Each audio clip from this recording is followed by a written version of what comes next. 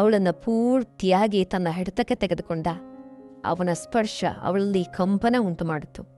2 ವರ್ಷಗಳಿಂದ ಗಂಡನನ್ನ ಕಳೆದುಕೊಂಡು ಒಂಟಿಯಾಗಿದ್ದ ಅವಳ ದೇಹ ಅವನ ಅಮಾನವೀಯ ಕೃತ್ಯಗಳಿಗೆ ಅನಿವಾರ್ಯವಾಗಿ ಶರಣಾಯಿತು.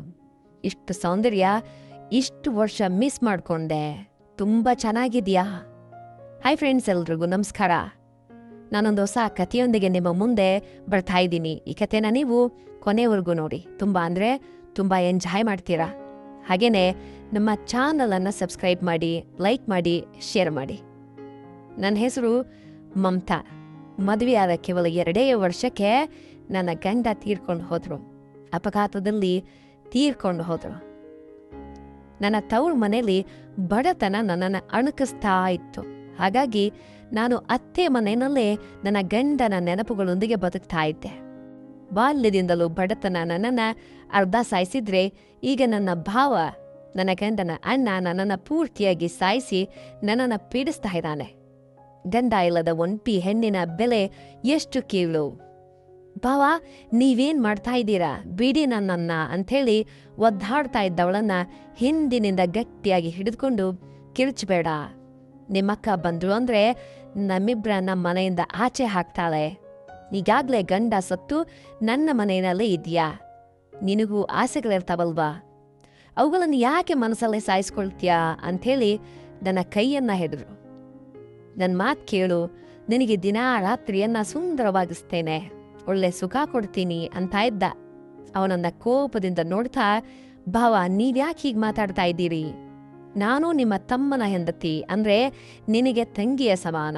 ಹೀಗೆ ಮಾಡೋದು ತಪ್ಪು, ದಯವಿಟ್ಟು ಹೀಗೆ ಮಾಡಿ ನನ್ನ ದೃಷ್ಟಿಯಲ್ಲಿ ಕೀಳಾಗಬೇಡಿ ಅಂಥೇಳಿ ಅವಳು ಎಷ್ಟು ಹೇಳಿದ್ರು ಅವನು ಕೇಳಿಸ್ಕೊಳ್ಳಿಲ್ಲ. ಬದಲಾಗಿ, ನಾನೇನು ಕೀಳಾಗ್ತಾ ಇಲ್ಲ, ನನ್ನ ಶಕ್ತಿ ಏನು ಅಂತ ಸಾಬೀತುಪಡಿಸ್ತಾ ಇದ್ದೀನಿ ಅಂತಂದ. ಮದುವೇರಿದವನಂತೆ. ನೀವಿಷ್ಟೊಂದು ನೀಚರು ಅಂತೇಳಿ ನಾನು ಅಂದುಕೊಂಡಿರಲಿಲ್ಲ. ಈಗ ನೀನೇನಾದರೂ ಅಂದುಕೋ, ನನಗೇನು ಪರವಾಗಿಲ್ಲ. ನೀನು ನನ್ನ ಮನೆಯಲ್ಲಿ ಇರೋದು ಇದಕ್ಕೆ ಅಲ್ವೇ? ಗಂಡ ಸತ್ತ ಮೇಲೆ ಹೆಣ್ಣು ಮಗಳು ತವ್ರ ಮನೆಗೆ ಹೋಗ್ತಾಳೆ. ಆದ್ರೆ ನೀನು ಹಾಗಿರದೆ ನನ್ನ ಮನೆಯಲ್ಲೇ ಇದೆಯಾ?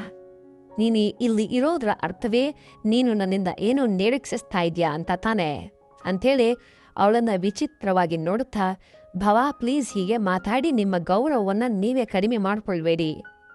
ನಾನು ಯಾವುದೇ ದುರುದ್ದೇಶಕ್ಕೆ ಇಲ್ಲಿ ಇಲ್ಲ. ನನ್ನ ಪೋಷಕರಿಗೆ ಹೊರೆಯಾಗಬಾರದು ಅಂಥೇಳಿ ಕೆಲಸ ಮಾಡಿಕೊಂಡು ನಿಮ್ಮ ಮನೆಯಲ್ಲಿದ್ದೀನಿ. ಸುಮ್ಮನೆ ಇರ್ತಾ ಇಲ್ವಲ್ಲ. ಈ ಮನೆಯಲ್ಲಿ ನಿಮ್ಮ ತಮ್ಮನಿಗೂ ಪಾಲಿದೆ. ನಾನು ತಮ್ಮನ ಹೆಂಡತಿಯಾಗಿರೋದ್ರಿಂದ ನನಗೂ ಈ ಮನೆಯಲ್ಲಿ ಹಕ್ಕಿದೆ ಅಂತಂದವಳ ಮಾತಿಗೆ, ಮಮತಾ, ನೀನ್ ನನ್ನ ಜೊತೆ ಇರು. ಆಸ್ತಿಗಾಗಿ ಹೀಗೆ ಜಗಳ ಆಡೋ ಅಗತ್ಯ ಇಲ್ಲ. ನಿನಗೆ ನನ್ನ 2ನೇ ಹೆಂಡತಿಯ ಸ್ಥಾನ ಕೊಡ್ತೀನಿ. ಆಗ ನಾವಿಬ್ರು ಹೀಗೆ ಅಡಗಿಕೊಂಡು ಕದ್ದು ಮುಚ್ಚಿ ಭೇಟಿಯಾಗುವ ಬದಲು ಎಲ್ಲರ ಮುಂದೆನೆ ಜೊತೆಯಾಗಿರ್ಬೋದು. ಏನಂತೀಯಾ? ಬಾವಾ, ಈ ಮಾತು ಅಕ್ಕನಿಗೆ ತಿಳಿದ್ರೆ ಏನಾಗತ್ತೆ ಗೊತ್ತಾ? ನಿಮ್ಮಕ್ಕನ ಬಗ್ಗೆ ನಿನಗೆ ಚಿಂತೆ ಯಾಕೆ? ಅವಳನ್ನ ನಾನು ಹೇಗೋ ನಿಭಾಯಿಸ್ತೀನಿ ಬಿಡು ಅಂತ ಹೇಳ್ದ. ಚೀಚಿ, ಈಗ ಮಾತಾಡ್ಬೇಡಿ, ನಿಮ್ಮನ್ನ ನೋಡ್ತಾ ಇದ್ರೆ ನನಗೆ ಅಸಹ್ಯವಾಗ್ತಾ ಇದೆ ಅಂತಂದ್ಲು. ಹೌದಾ, ಅಸಹ್ಯವಾಗ್ತಾ ಇದೆಯಾ? ಈಗ ನಾನು ನಿನಗೆ ಕೊಡೋ ಕಾಟಕ್ಕೆ ಇನ್ನ ಅಸಹ್ಯ ಹೆಚ್ಚಾಗ್ಬೋದು ಅಂಥೇಳಿ ಬಲವಂತವಾಗಿ ಅವಳ ಹತ್ತಿರ ಬಂದು ಅವಳನ್ನ ಪೀಡಿಸೋದಕ್ಕೆ ಶುರು ಮಾಡ್ದ. ಬಾವಾ, ಬೇಡ, ಹೀಗೆ ಮಾಡೋದು ಪಾಪ. ನೀವು ಗೌರವಯುತ ಸ್ಥಾನದಲ್ಲಿದ್ದೀರಿ. ನಿಮ್ಮೇನಿರೋ ಗೌರವನ ಕಳೆದುಕೊಳ್ಬೇಡಿ ಅಂತ ಇದ್ದ. ಅವಳ ಮಾತುಗಳನ್ನ ಲೆಕ್ಕಿಸದೆ ಅವಳನ್ನ ಪೂರ್ತಿಯಾಗಿ ತನ್ನ ಹಿಡಿತಕ್ಕೆ ತೆಗೆದುಕೊಂಡ. ಅವಳ ಕಿವಿಚಾಟ ಅವನ ಕಿವಿಗೆ ಬೀಳಲಿಲ್ಲ. ಅವನು ಅವಳ ಸೌಂದರ್ಯಕ್ಕೆ ಮರಳಾಗಿ ಅವಳನ್ನ ಕಾಡ್ತಾ ಇದ್ದ. ಅವಳ ಕಣ್ಣುಗಳು ಹನಿತಾ ಇದ್ವು. ಆ ಕಣ್ಣೀರನ್ನ ಲೆಕ್ಕಿಸದೆ ಅವಳನ್ನ ಹಿಂಸಿಸುತ್ತಾ ಅವಳಲ್ಲಿ ಕಂಪನ ಉಂಟು ಮಾಡ್ದ.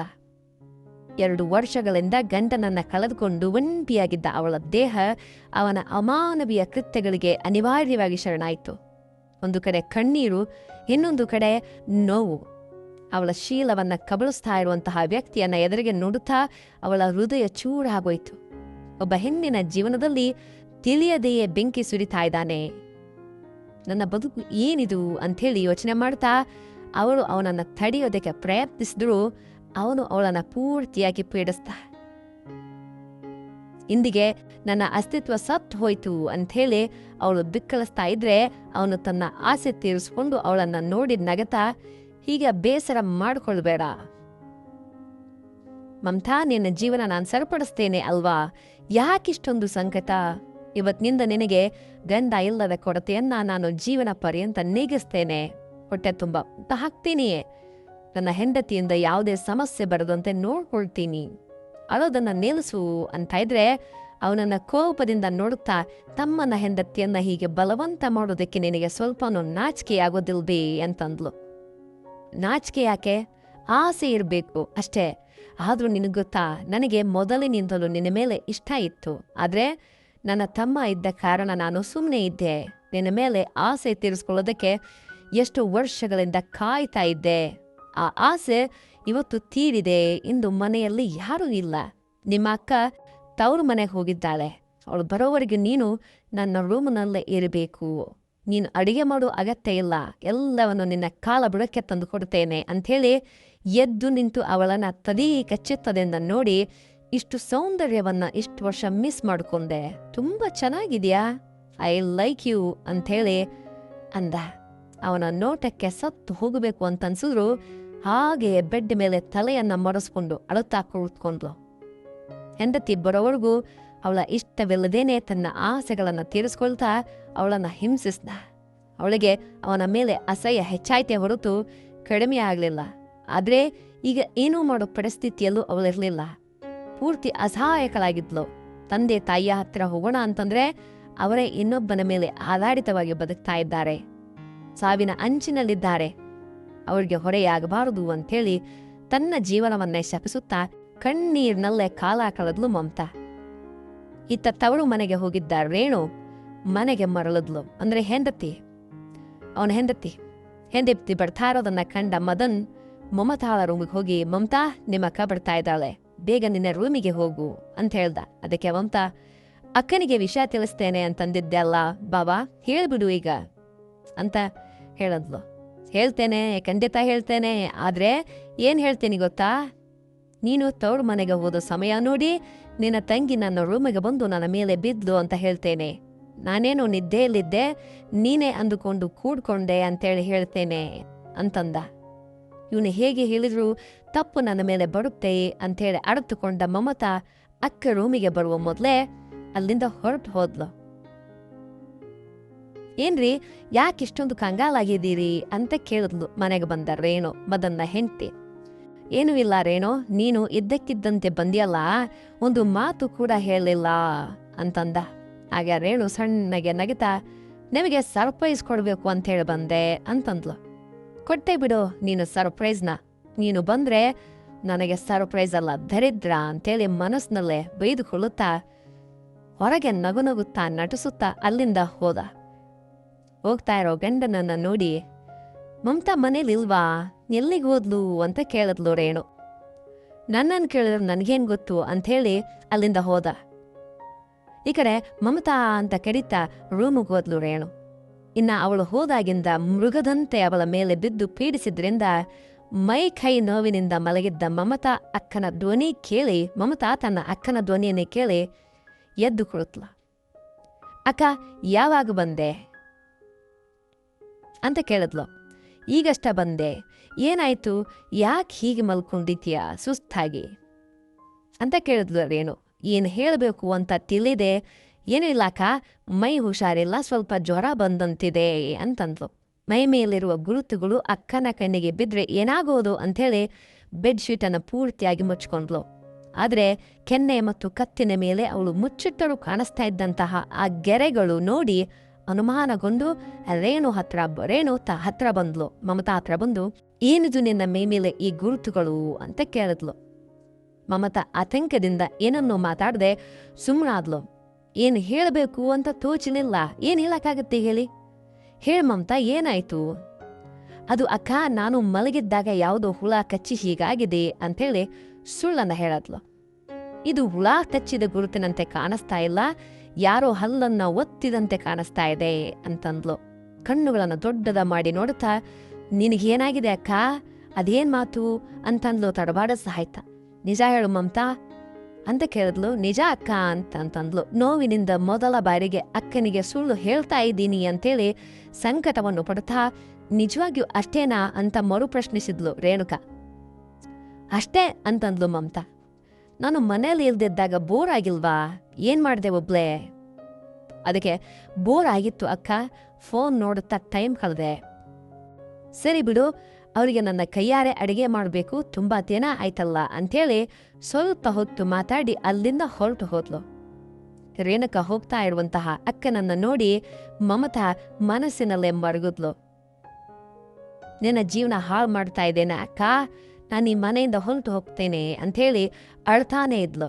ಅಷ್ಟರಲ್ಲಿ ಅಲ್ಲಿಗೆ ಬಂದ ಭಾವ, ಯಾಕೆ ಅಳ್ತಾ ಇದ್ಯಾ? ಅಕ್ಕನಿಗೆ ಅನ್ಯಾಯವಾಗ್ತಾ ಇದೆ ಅಂತಾನಾ, ಅಥವಾ ಅವಳಿಗೆ ಅನ್ಯಾಯ ಆಗೋದಿಲ್ಲ, ನಾನು ಅವಳನ್ನು ನೋಡ್ಕೊಳ್ತೇನೆ, ನಿನ್ನನ್ನು ರಕ್ಷಿಸ್ತೇನೆ ಅಂತ ಇದ್ರೆ ಮಮತಾ ಅವನ ಕೆನ್ನೆಗೆ ಬಾರಿಸಿದ್ಲು. ಏಯ್, ನನ್ನನ್ನೇ ಹೊಡಿತಾ ಇದ್ಯಾ ಅಂಥೇಳಿ ಅವಳ ಕೈ ಹಿಡಿದು ಹತ್ರ ಎಳೆದುಕೊಂಡ. ನೀನು ಮನುಷ್ಯನಾ? ಇಷ್ಟು ನೀಚತನಕ್ಕೆ ಇಳಿತಾ ಇದ್ಯಾ ಅಂಥೇಳಿ ಅವಳು ಕಿರ್ಚತಾ ಇದ್ದುದಕ್ಕೆ ಎಷ್ಟು ಸಲ ಬೈತೀಯೇ? ನನಗೆ ಗೊತ್ತು ನಾನು ಎಷ್ಟು ಮಾಡ್ತಾ ಇದ್ದೀನಿ ಅಂತ. ನಾನು ನಿನ್ನನ್ನು ಬಿಡ್ತೀನಿ ಅಂತ ಹೇಳ್ತಾ ಇಲ್ವಲ್ಲ, ನನ್ನ ಹೆಂಡತಿಗೆ ಸಮಾನವಾಗಿ ನಿನ್ನನ್ನು ನೋಡ್ಕೊಳ್ತಾ ಇದ್ದೀನಿ ಅಂತ ಹೇಳ್ತಾ ಇದ್ದೇನೆ. ಜೀವನ ಪರ್ಯಂತ ನೀನು ನನ್ನ ಬಳಿಯೇ ಇರಬೇಕು.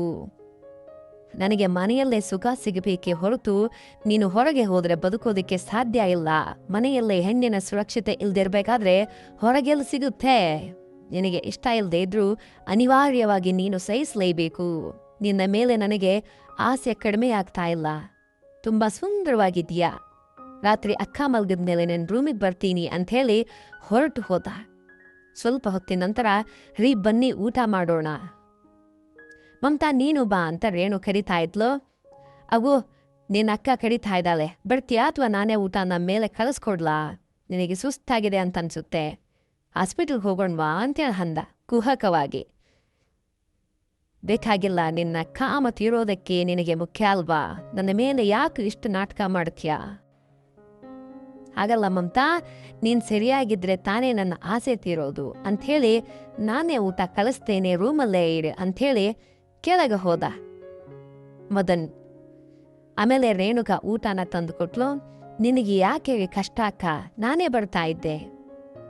ಪರವಾಗಿಲ್ಲ ಮಮತಾ, ಊಟ ಮಾಡು ಅಂಥೇಳಿ ತಟ್ಟೆಯನ್ನ ಕೊಟ್ಟು ಹೋದ್ಲು.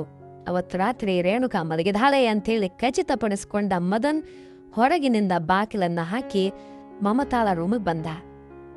ಮಲಗಿದ್ದ ಮಮತಾಳನ್ನ ಬಲವಂತವಾಗಿ ಅಪ್ಪಿಕೊಂಡ. ಅವನ ಸ್ಪರ್ಶಕ್ಕೆ ಬೆಚ್ಚಿ ಬಿದ್ದ ಮಮತಾ ಎದ್ದು ಕೂತ್ಕೊಂಡ್ಲು. ಏನಾಯ್ತು, ಮಲ್ಕೋ ಅಂತಂದ. ಅಕ್ಕನಿಗೆ ಈ ವಿಷಯ ತಿಳಿದರೆ ತುಂಬಾ ನೋವಾಗುತ್ತೆ, ದಯವಿಟ್ಟು ಇಲ್ಲಿಂದ ಹೋಗಿ ಅಂಥೇಳಿ ಬೇಡ್ಕೊಂಡ್ಲು. ನನಗೆ ಅದೆಲ್ಲ ಅನಗತ್ಯ, ನೀನು ನನಗೆ ಮುಖ್ಯ ಅಂಥೇಳಿ ಅವಳನ್ನ ಪೀಡಿಸೋದಕ್ಕೆ ಶುರು ಮಾಡ್ದ. ದಯವಿಟ್ಟು ಬಿಡಿ, ನನಗೆ ಹುಷಾರಿಲ್ಲ, ದಯವಿಟ್ಟು ಬಿಡಿ ಅಂತ ಹೇಳಿದ್ರು ಕೂಡ ಅವನು ಕೇಳಲಿಲ್ಲ. ನಾನು ಎಷ್ಟು ಆಸೆಯಿಂದ ಬಂದಿದ್ದೀನಿ, ಹೀಗೆ ನಿರಾಸೆ ಮಾಡಬೇಡ ಅಂಥೇಳಿ ಅವಳನ್ನು ಹಿಂಸೆ ಮಾಡಿ ಮಮತಾ ಅಸಹಾಯಕಳಾಗಿ ಮುಖವನ್ನು ತಿರುಗಿಸ್ಕೊಂಡ್ಲ. ಅವನು ಅವಳ ಮೇಲೆ ಬಲವಂತ ಮಾಡಿ ತನ್ನ ಕ್ರೂರ ಆಸೆಯನ್ನು ತೀರಿಸ್ಕೊಂಡ. ಅವಳು ನೋವಿನಿಂದ ನರಕ ಅನುಭವಿಸಿದ್ರು ಅವನು ಬಿಡ್ಲಿಲ್ಲ. ನಾಳೆ ಹೊತ್ತಿಗೆ ನೀನು ಸರಿ ಹೋಗಬೇಕು, ನೀನು ಹೀಗೆ ಸಹಕಾರ ನೀಡದೇ ಇದ್ರೆ ನನಗೆ ಸಿಟ್ಟು ಬರುತ್ತೆ ಅಂತ ಹೇಳಿ ಅಲ್ಲಿಂದ ಹೊರಟು ಹೋದ. ಹೀಗೆ ದಿನಗಳು ಕಳೀತಾ ಇದ್ವು. ರೇಣುಗೆ ಗಂಡ ಮತ್ತು ತಂಗಿಯ ಮೇಲೆ ಅನುಮಾನ ಶುರುವಾಯಿತು. ಯಾಕಂದ್ರೆ ಪ್ರತಿ ರಾತ್ರಿ ಗಂಡ ಎಲ್ಲಿ ಹೋಗ್ತಾ ಇದ್ದಾನೆ ಅಂಥೇಳಿ ಅವಳು ಗಮನಿಸ್ತಾ ಇದ್ಲು. ಒಂದಿನ ಹೇಗಾದ್ರೂ ಸತ್ಯ ತಿಳಿಲೇಬೇಕು ಅಂಥೇಳಿ ಅವಳು ನಿದ್ದೆ ಮಾಡದು ಎಚ್ಚರವಾಗಿದ್ಲು. ಯಾಕೆ ರೇಣು ನಿದ್ದೆ ಮಾಡ್ತಾ ಇಲ್ಲ ಅಂತ ಕೇಳ್ದ ಮದನ್. ಮಮತಾಳ ರೂಮಿಗೆ ಹೋಗೋದಕ್ಕೆ ಅವಸರ ಮಾಡುತ್ತಾ, ಏನೋ ರೀ ನಿದ್ರೆ ಬರ್ತಾ ಇಲ್ಲ, ಯಾಕೆ, ಏನಾಯ್ತು? ಗೊತ್ತಿಲ್ಲ, ಈ ನಡುವೆ ನನ್ನ ಮೇಲೆ ನಿಮ್ಮ ಪ್ರೀತಿ ಕಡಿಮೆಯಾಗಿದೆ ಅಂತ ಅನ್ಸುತ್ತೆ, ನನ್ನನ್ನ ಗಮನಿಸ್ತಾನೇ ಇಲ್ಲ ನೀವು ಅಂತಂದ್ಲು. ಅವನು ಒಮ್ಮೆಲೆ ಗಾಬರಿಯಾಗಿಬಿಟ್ಟ. ಹಾಗೇನಿಲ್ಲ ರೇನೋ, ಆಫೀಸ್ ಕೆಲಸ ತುಂಬ ಇರುತ್ತೆ, ಅದಕ್ಕೆ ಸುಸ್ತಾಗಿ ನಿದ್ದೆ ಬಂದ್ಬಿಡುತ್ತೆ, ಬೆಳಗ್ಗೆವರೆಗೂ ನನಗೆ ಗೊತ್ತೇ ಆಗೋದಿಲ್ಲ ಅಂಥೇಳಿ ಸುಳ್ಳನ್ನ ಹೇಳ್ದ. ಅವನ ಸುಳ್ಳನ್ನ ಕೇಳಿ ರೇಣುಗೆ ಆಘಾತ ಆಯಿತು. ಇವನು ಸುಳ್ಳು ಹೇಳ್ತಾ ಇದ್ದಾರೆ ಅಂದಮೇಲೆ ಏನೋ ಮುಚ್ಚಿಡ್ತಾ ಇದ್ದಾನೆ ಅಂತ ಅನ್ಕೊಂಡು ಆವತ್ತಿನಿಂದ ಅವರ ಮೇಲೆ ಒಂದು ನಿಗಾ ಇಟ್ಲು. ಒಂದು ದಿನ ಮದನ್ ಮಮತಾಳ ರೂಮ್ನಲ್ಲಿದ್ದಾಗ ರೇಣು ಮೆಲ್ಲಗೆ ಬಾಗಿಲ ಮರೆಯಲ್ಲಿ ನಿಂತು ಅವರ ಮಾತುಗಳನ್ನು ಕೇಳಿಸ್ಕೊಂಡ್ಲು. ದಯವಿಟ್ಟು ಬಾವ ಹೀಗೆ ಮಾಡಬೇಡಿ, ಅಕ್ಕನಿಗೆ ತಿಳಿದ್ರೆ ಸಾವು ಖಚಿತ, ದಯವಿಟ್ಟು ಇಲ್ಲಿಗೆ ನಿಲ್ಲಿಸಿ, ನಿಮ್ಮ ಕೈ ಮುಗಿತೇನೆ. ಅಕ್ಕ ನನ್ನನ್ನು ಕೀಳಾಗಿ ನೋಡಿದ್ರೆ ನಾನು ಬದುಕೋದಿಲ್ಲ. ನನ್ನ ಗೌರವವನ್ನು ಹೀಗೆ ಹಾಳು ಮಾಡಬೇಡಿ ಅಂಥೇಳಿ ಮಮತಾ ಅಳುತ್ತಾ ಹೇಳ್ತಾ ಇದ್ಲು. ಅದಕ್ಕೆ ಅವಳು ಏನಂದುಕೊಂಡ್ರೆ ನನಗೇನು, ಅವಳ ಮಾತು ಬಿಡು, ಅವಳಿಲ್ಲದೆ ಇದ್ರೂ ನೀನಿದ್ರೆ ಸಾಕು, ಈ ವಿಷಯವನ್ನು ನಾನು ಅವಳಿಗೆ ತಿಳಿಸಬೇಕು ಅಂತಿದ್ದೇನೆ. ಹೀಗೆ ಕದ್ದು ಮುಚ್ಚಿ ಭೇಟಿಯಾಗೋದು ನನಗೂ ಇಷ್ಟ ಇಲ್ಲ. ವಿಷಯ ತಿಳಿದ ಮೇಲೆ ಅವಳು ಇರೋದಾದ್ರೆ ಇರಲಿ, ಇಲ್ಲದೇ ಇದ್ರೆ ಮನೆಯಿಂದ ಹೋಗ್ಲಿ ಅಂತನ್ನುವಂತಹ ಗಂಡನ ಮಾತುಗಳನ್ನು ಕೇಳಿ ರೇಣು ಹೃದಯ ಒಡೆದು ಹೋಯ್ತು. ಅವಳಿಗೆ ಏನು ಮಾಡಬೇಕು ಅಂತ ತೋಚಲಿಲ್ಲ. ಕೋಪದಿಂದ ಬಾಗಿಲನ್ನು ತೆರೆದು ಏನ್ ಮಾಡ್ತಾ ಇದ್ದೀರಿ ನೀವು ಅಂತ ಕಿರ್ಚಿದ್ಲು. ಅವಳು ಧ್ವನಿ ಕೇಳಿ ಮದನ್ ಬೆಚ್ಚಿವಿದ್ದು ಮಮತಾಳಿಂದ ದೂರ ಸರಿದು, ರೇಣು ನೀನ್ ಇಲ್ಲಿಂದ ಬಂದೆ ಅಂತೇಳಿ ಗಾಬರಿಯಿಂದ ಕೇಳ್ದ. ರೇಣು ಹತ್ತಿರ ಬಂದು ಅವನ ಕನ್ನೆಗೆ ಒಂದು ಫಳಾರ್ ಅಂತ ಬಾರಿಸಿದ್ಲು. ಛೀ, ನೀ ಇಷ್ಟೊಂದು ನೀಚ ಅಂತ ನನಗೆ ತಿಳಿದಿರ್ಲಿಲ್ಲ. ನನ್ನ ಜೀವನ ಹಾಳು ಮಾಡ್ತಾ ಇದ್ಯಾ, ನನ್ನ ಮದ್ವೆಯಾಗಿ ಇವಳನ್ನ ಹಿಂಸೆ ಕೊಡ್ತಾ ಇದ್ಯಾ, ನಿನಗೆ ಸ್ವಲ್ಪನೂ ನಾಚಿಕೆ ಆಗೋದಿಲ್ವೇ ಅಂತೇಳಿ ಅಳುತ್ತಾ ಕೇಳಿದ್ಲು ರೇಣು. ಆಗ ಮದನ್ ನಿರ್ಲಜ್ಜವಾಗಿ ನಾಚಿಕೆ ಇಲ್ದೆ, ರೇಣು ಕಿರ್ಚಬೇಡ, ನೋಡು ಅವಳು ಗಂಡ ಸತ್ತು 2 ವರ್ಷ ಆಯಿತು, ಮದುವೆಯಾಗದೆ ನಮ್ಮ ಮನೇಲಿ ಇದ್ದಾಳೆ. ಮನೇಲಿ ಹೆಂಡತಿ ಬಿಟ್ಟು ಇನ್ನೊಬ್ಬ ಹೆಣ್ಣು ಇದ್ದಾಗ ಗಂಡಸು ಹೀಗೆ ಇರ್ತಾನೆ. ಹೌದು, ತಪ್ಪು ಮಾಡಿದ್ದೇನೆ, ನನ್ನ ಇಷ್ಟ ಬಂದಂತೆ ಇರ್ತೀನಿ, ನಿನಗಿಷ್ಟ ಇದ್ರೆ ಇರು, ಇಲ್ದಿದ್ರೆ ತೊಲಗು ಅಂತಂದ. ಛೀ, ನಿನ್ನಂತವನ ಜೊತೆ ಇರೋದು ದೌರ್ಭಾಗ್ಯ.